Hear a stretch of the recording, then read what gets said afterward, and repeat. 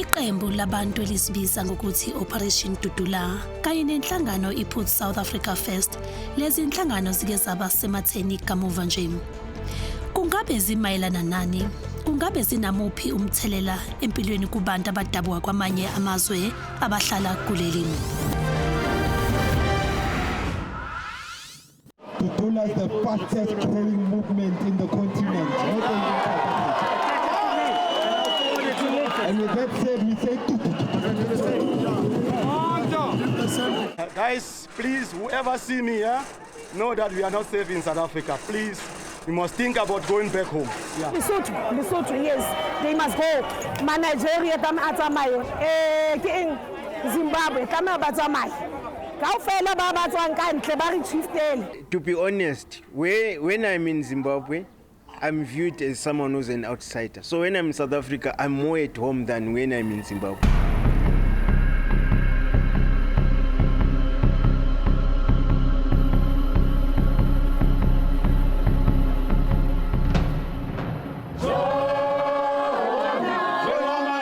Abantu bakuleli baziwa kakhulu ngokuthanda ukucula. Bayacula uma bebungaza, uma behlezi emanzini, ngisho kuliwa bayacula.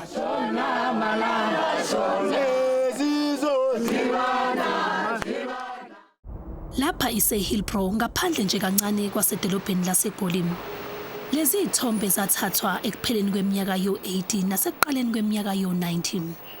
Bathi indawo yase-Hillbrow yayibucwebecwebe iyigugu ledolobha.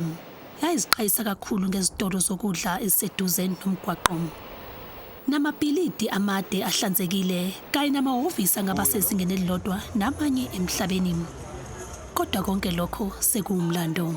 Mhla ziyi-18 kuNhlolanja, umkhankaso waziwa nge-Operation Dudula wamashela emgwaqeni yase-Hillbrow. Abanye bebuka umbhikisho besezitezi eziphezulu zebhilidi kanjalo nakumaveranda. I-Operation Dudula ithi ifuna ukukhipha abantu abangafuneki emadolobheni kanye nasemalokishini. Lesotho, yes, they must go. Nigeria, Zimbabwe,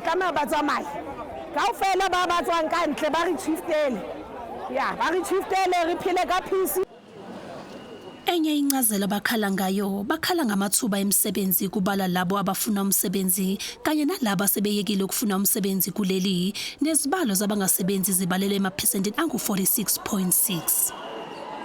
Baqasha abantu bangaphandle sinama-qualifications on iska-skill resources sinazo. Ukuthi baqasha abantu bangaphandle for ukuthi basenze ama-restaurant, ama-driver, ama-cleaners sinawo la eSouth Africa. So it's enough is enough. Baqasha ama-Ethiopia, baqasha uMalawi, baqasha ama-Somalia, baqasha ama-Zimbabwe. So thina mala ama-South Africa, mina ngihlala kuleli flat, but angisebenzi la. Kade ngifuna umsebenzi la. Mhlawumbe sengifuna umsebenzi lana more than 5 years. So ngicabanga ukuthi babalekile ukuthi thina sinamalungelo, sinama-rights, sizofuna imali eningi. Baphephezelisa phezulu ifuleki, inhlangano iDudula Movement yagasela emabhizinisini amakhulu ifuna ukuba kuqashwe abantu bakuleli. Sebazwile nabo ukuthi sifunani la. I-youth yethu has spoken on behalf of i-youth yeDudula ukuthi we are here, we demand 100% South African jobs. And then we demand, that's a demand, asisancengi muntu manje. So today sizobapha 7 days, I repeat 7 days, ukuthi baklina indlu yabo. Next time masiza sibuya, sifuna ukuthola la sithi nama-South Africans kuphela. I'm here from the HR department to represent the manager at this kind of fleet. We will take the memorandum into consideration. We will look at everything and we will give you guys feedback on that. Izindawo ezifana eHillbrow, Yeoville, Berea kanye nezinye izindawo ezincane zomtakabane ezakhele idolobha laseGoli ziyikhaya labantu abadabuka kwamanye amazwe. Iningi labo lalibuka lo mbhikisho lithukile. But to start with South Africa, they don't give foreigners jobs. Even some jobs here were created by some foreigners. Even they were employing the South Africa themselves. So I don't see the reason why they'll be fighting foreigners to go about jobs because they don't give us jobs. My name is Basil, I'm from Mozambique. I came here 2010 until today I'm here. I got a late, I'm taking responsibility from here. Her name is Elundi Bush. So now the thing that has happened here today, when I see, isn't like is amazing for me because of what we're all is Africa. We're all African. It's a happiness, but we are not just each other, but we are giving education about each other. Okunye okujwayele ukukhulunywa ngakhona kuyinto esabalele ngabantu bokufika kuleli ukuthi badayisa izidakamizwa. Sikhathele sizoqosha ama-foreigners, sikhathele ngabantu bangaphandle. Bathengisa ama-drugs, abanamithetho.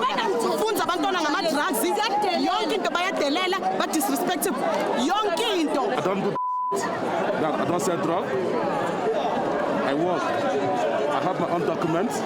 I'm not a South African woman. I've come back to Hillbrow. I'm here to meet Usis Nopopi, whom I met last week at the Operation Dudula March. I'd like for her to show us firsthand the problems she says exist in her community as a result of an influx of illegal immigrants.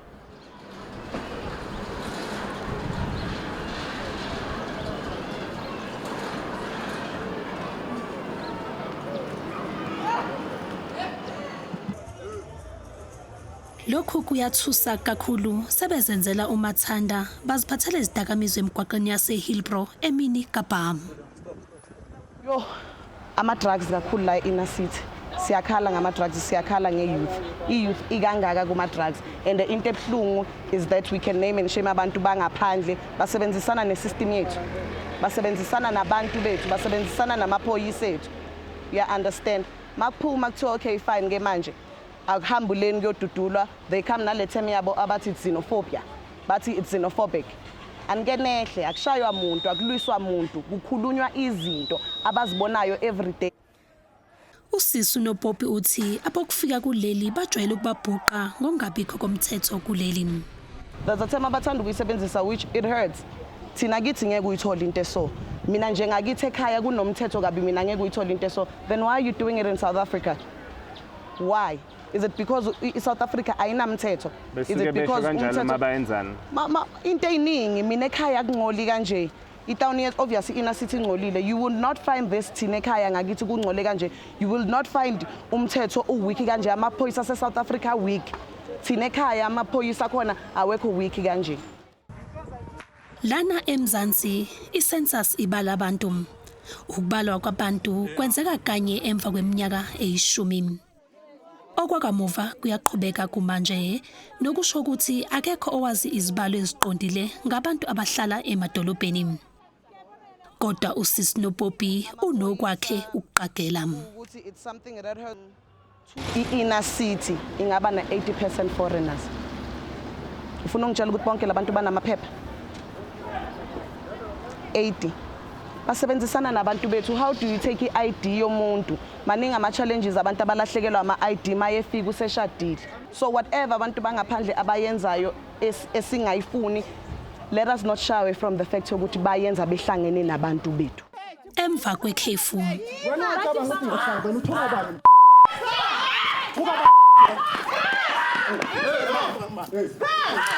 want you to listen.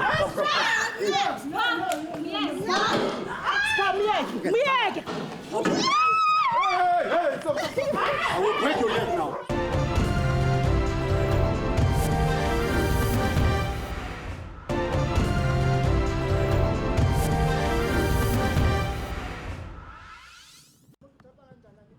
I-cutting edge ilunywe indlebe ngombango okhona wendlu. Kusolwa ukuthi abaqashe endlini eRegents Park edolobheni laseGoli bayanqaba ukukhokhela umastende abathi akayena ukudabuka kuleli. Sifike endaweni yesigameko emva ukuthi nje eqe isango ephelezelwa ngamaphoyisa.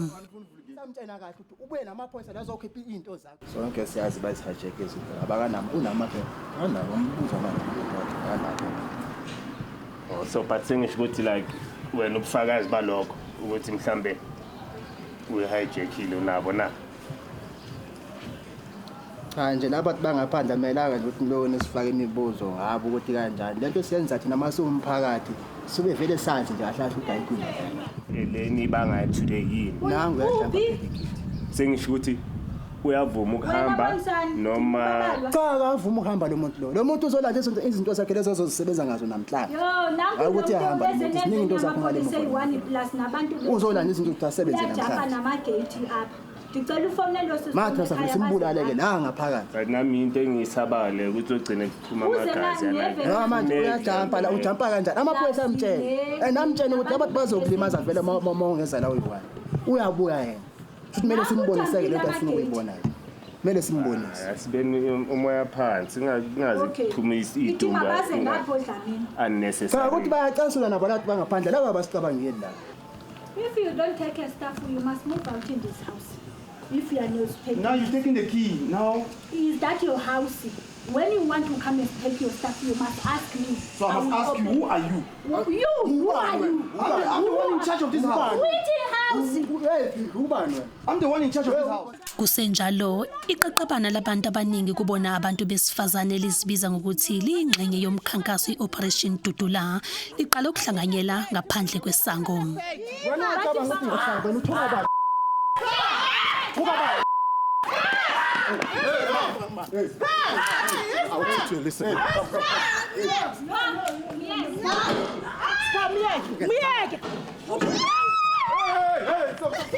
will break your leg now. Spam me again. Spam me again.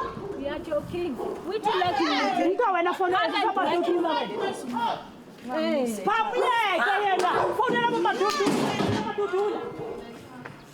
I'm not in the fight now. Bese renta kuye ngoba besithi yindlu yakhe. But ndithe xa ndihambela le ndaba lendlu asoye yakhe alikho igama lakhe. Uneminyaka engakho uhlala la? Mina ndine 5 years. Nina nimkhuphe nini? Simkhupha this year. Nimkhupha ngamagama athini? Simkhupha ngomagama ngoba asoyindlu yakhe. Uyanirentisa ngapha? Besirenta kona. Senirenta kubani ngeke? Asikarenti ngoba until isazi umnikazi wale but siyile nama leader weDudula sahamba sayofuna ama paper dates iowner ayikho ayazi waba iphi. I'm the one in charge in this house, 33 Bob Street. I've been taking over this house 12 years now. Okay. And fortunately I have a lady who's renting there. The wife is a Nigerian. So I rent to them a 1-bedroom that they've been living there for 2 years now. I went home. When I came back in February, I realized that they take over control of my house. Before I ask what's happening, I see people on numbers come, say they are Dudula operation. They want foreigner to go. They don't want to pay rent to foreigner. Into esilwayo iCameroon amaphepha awokuthenga indlu wafumene phi ngoba thina ama South African kufunwa ID kufunwa yonke lento asikhona ukuthenga indlu yena amaphepha okuba athenga yena besebenza ubunyoru kufaye home affairs nase deeds. I got all the papers. If you want the papers, I'll give you all the papers. I've been proving to them every day, every single day. This issue happened 2 weeks ago. I've proved to them every day. They asked me for a 30 seat. I told them they must look from this street to the end to the left. For me to have a 30 seat, meaning that I have finished to pay the bank. Yes, you can't have a 30 seat if you are not finished to pay the bank. So that's what they are failing to understand. Awukho umthetho ovimbela abantu bokufika kuba bathenge izindlu kuleli. Wena mawunguwe wena walapha eSouth Africa uhamba uthi uyofuna indlu awusoze uzahamba kude kudumba inyawo bona bazifumana kanjani izindlu apha bengahlali apha bengaso ngabantu balapha eSouth Africa thina sithi singabalapha sizorenta kubo ngemali ezingaka. Ugovernment makavuke ajonge ukuthi sihlukumezeka kanjani ngabantu bokuhamba ingoko ke ngoku sidudula nje ukuthi mabahambe. I feel that the police have taken this matter too lightly because I'm a foreigner. I want the judge to be safe. Who is right here? Let's forget that I know I'm a foreigner, but at least I got a right to be in South Africa. Is it the extension of xenophobia? I don't know. Emva kokwenza uphenyo olunzulu sisizwa amaphoyisa, kwavela ukuthi uCyril akayena umnikazi wendlu kodwa uqashisa ngendlu ayiqashile naye. Guys, please, whoever see me here, know that we are not safe in South Africa. Please, we must think about going back home. Esoweto esikhungweni sabo kufika izakhamuzi zithi zihlalele ovalweni emva kwezinsolo zokuthi zihlangene namalungu eOperation Dudula. The Dudula thing because it happens to few weeks back when the Dudula guys came here and the situation was really bad. They wanted us out of this place and to be like where personally I was like where will I go, because this is more like my home. When I speak of home, I speak of this place. So I was traumatized. I didn't know what to do actually. The situation was really bad. People, the Dudula guys were so harsh on us. Honestly, I don't feel safe. I don't feel safe, but I don't have any choice. I don't have anywhere to go, if I can say. Because, to be honest now, I don't even know where to go. When you say, get in the bus and go home, I don't even know where to go. What if someone knows I'm from Zim and they attack me and all that? I don't know what they want from us, because from what we hear from the social media, they always say we take their jobs, of which I think that's not true. There's no place like home. So, I mean, like, if it wasn't due to the circumstances back home, I wouldn't be here, probably. So I'm not here because I want to be here. Abanye bokufika kulesikhungo bathi babonela kuleli njengekhaya kunalapho bedabuka khona eZimbabwe. To be honest, when I'm in Zimbabwe, I'm viewed as someone who's an outsider. So when I'm in South Africa, I'm more at home than when I'm in Zimbabwe. It's very important for me to have a document so that it won't cause any trouble for me. I'll be able to do anything without being asked a lot of questions or without being people talking.